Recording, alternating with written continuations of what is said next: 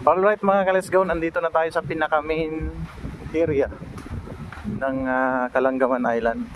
Meron silang mga CR mga ka-let's go, ito.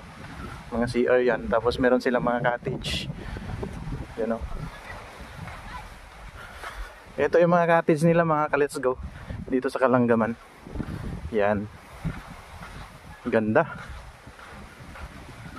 Tapos yung buhangin talaga puting-puti mga ka-let's go. Tapos meron din silang nilagay ng mga solar light. Yan, ganyan yan. Solar light yan mga ka-let's go. Tapos may mga tanim na niyog. Tapos pwede ka nang maglagay dito ng tent mga ka-let's go, no? Kapag ka pumunta ka dito. Yan. Hi ma'am. Pwede makadisturbo? Taga-asa mo? Taga-san kayo?